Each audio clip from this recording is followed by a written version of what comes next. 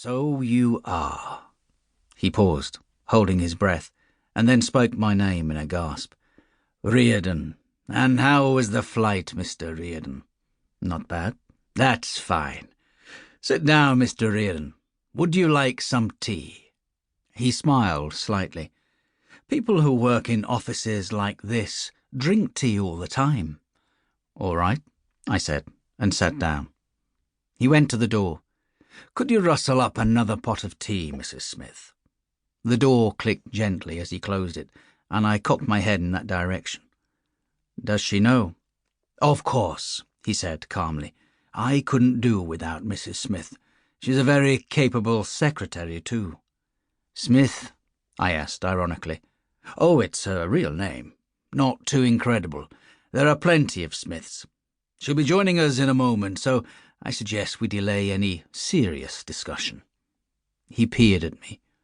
That's a rather lightweight suit for our English weather. You mustn't catch pneumonia. I grinned at him. Perhaps you'll recommend a tailor. Oh, indeed I will. You must go to my man. He's a bit expensive, but I think we can manage that. He opened a drawer and took out a fat bundle of currency. You'll need something for expenses. I watched unbelievingly as he began to count out the fivers. He parted with 30 of them, then paused. We'd better make it 200, he decided, added another 10 notes, then pushed the wad across to me. You don't mind cash, I trust. In my business, cheques are rather looked down upon. I stuffed the money into my wallet before he changed his mind. Isn't this a little unusual? I didn't expect you to be so free and easy. Oh, I dare say the expense account will stand for it, he said tolerantly. You're going to earn it, you know. He offered a cigarette. And how was Johannesburg when you left?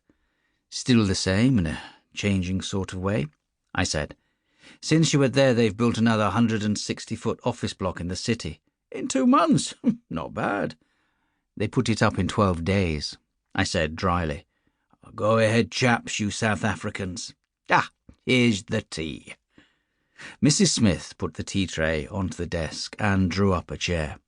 I looked at her with interest, because anyone Mackintosh trusted was sure to be out of the ordinary. Not that she looked it, but perhaps that was because she was disguised as a secretary in a regulation twin set, just another office girl with a nice smile. Yet, in other circumstances, I thought I could get on very well with Mrs. Smith, in the absence of Mr. Smith, of course. Mackintosh waved his hand. Will you be mother, Mrs. Smith? She busied herself with the cups, and Mackintosh said, There's no real need for further introductions, is there? You won't be around long enough for anything but the job, Riordan. I think we can get down to cases now. I winked at Mrs. Smith. A pity. She looked at me, unsmilingly. Sugar? Was all she asked. He tented his fingers. Did you know that London is the world centre of the diamond business? No, I didn't. I thought it was Amsterdam. That's where the cutting is done.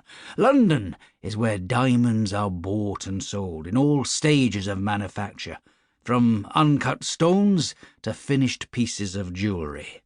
He smiled. Last week I was in a place where packets of diamonds are sold like packets of butter in a grocer's shop. I accepted a cup of tea from Mrs. Smith. I bet they have bags of security. Oh, indeed they have, said Mackintosh. He held his arms wide like a fisherman describing the one that got away. The safe doors are that thick, and the place is wired up with so many electronic gimmicks that if you blink an eyelash in the wrong place at the wrong time, half the Metropolitan Police begin to move in. I sipped the tea, then put down the cup. I'm not a safe-cracker, I said, and I wouldn't know where to begin. You need a Peterman for that. Besides, it would have to be a team job. Rest easy, said Mackintosh. It was the South African angle that set me thinking about diamonds. Diamonds have all the virtues. They're relatively anonymous, portable and easily sold. Just